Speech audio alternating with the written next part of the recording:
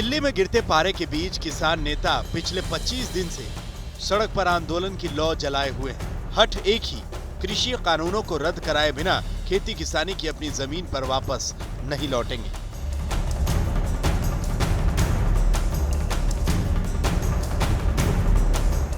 सत्रह दिसंबर को कृषि मंत्री नरेंद्र सिंह तोमर ने किसानों को 8 पन्नों की चिट्ठी लिखी थी। इस चिट्ठी में कानून पर भ्रम फैलाने की दलील थी, विपक्ष से साठगांठ का आरोप था।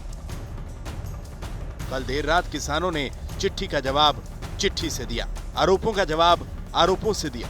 किसानों ने लिखा, किसानों से सरकार को कोई सहानुभूति नहीं, समस्याओं को हल करने का इरादा नहीं, किसानों के शांतिपूर्ण आंदोलन को गंभीरता से नहीं लिया गया, किसानों के आंदोलन को बदनाम किया गया, किसानों के आंदोलन को विपक्ष की साजिश करार दिया गया।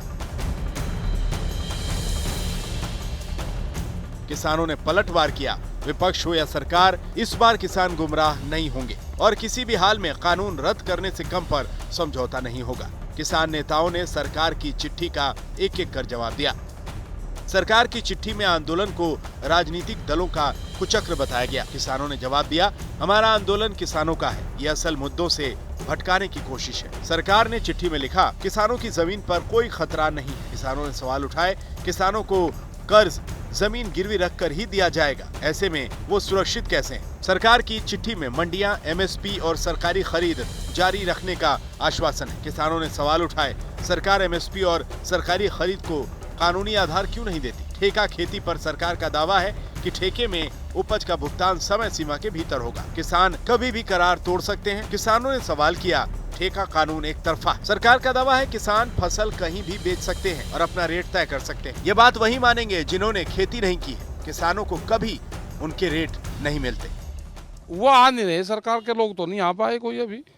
हमने तो तैयार हैं, उनने सब लोगों ने यही कहा कि सरकार अगर बात करनी चाहेगी तो हम सरकार से बात करेंगे। कृषि में ऐसे सुधार बिलों की अपेक्षा लंबे समय से थी, मोदी जी के ये नेतृत्व में पूरी हुई है। कई जगह किसान कुछ भ्रम फैला रहे हैं और इसलिए इन लोगों के मन में भी भ्रम था। जब मैंने विषय को रखा तो उन्होंने कहा कि हम पूरी तरह बिलों का समर्थन यहाँ भी करते हैं और अब जिला स्थान तक जाएंगे। इस बीच शनिवार शाम हरियाणा के मुख्यमंत्री मनोहर लाल खट्टर ने कृषि मंत्री से मुलाकात की। खट्टर ने अगले 2-3 दिनों में किसानों से बातचीत होने और मामले का हल निकलने की उम्मीद जताई। ये क्योंकि किसान बड़ी संख्या में इकट्ठे हैं और खास करके जब कोरोना का समय चल रहा है और उधर सर्दी भी बहुत है, तो हमारी सबकी सहानुभूति भी है इस विषय को लेकर के। किसान भी हमारे अपने हैं, इसलिए एक आपस में समझ बन करके यह रास्ता इसका निकले, इस नाते से आज काफी देर बातचीत हमारी हुई।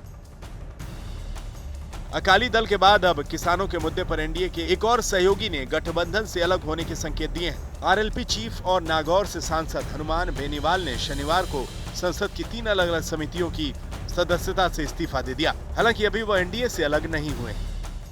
तीनों कमेटियों से मैं आज अपना इस्तीफा दे रहा हूँ। अभी लोकसभा अध्यक्ष को मैंने मेल कर दिया और ये इस्तीफा स्वतः ही उनको स्वीकार करना पड़ेगा, क्योंकि मैं आज आपके सामने कर रहा हूँ कि तीनों जो समितियाँ हैं, हम उन समितियों के अंदर नहीं रहेंगे जहां आज पेट्रोलियम समिति का मैं मेंबर हूं, लेकिन बाड़मेर का किसान जवान तकलीफ के अंदर है, CSR फंड खर्च नहीं हो रहा है।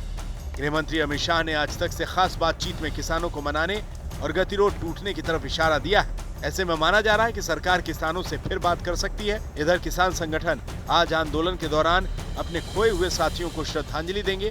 किसान संगठनों का दावा है कि पिछले 24 दिनों में 32 किसानों की मौत हुई। ये श्रद्धांजलि पूरे देश में अलग अलग मंचों से दी जाएगी। राम किंकर सिंह के साथ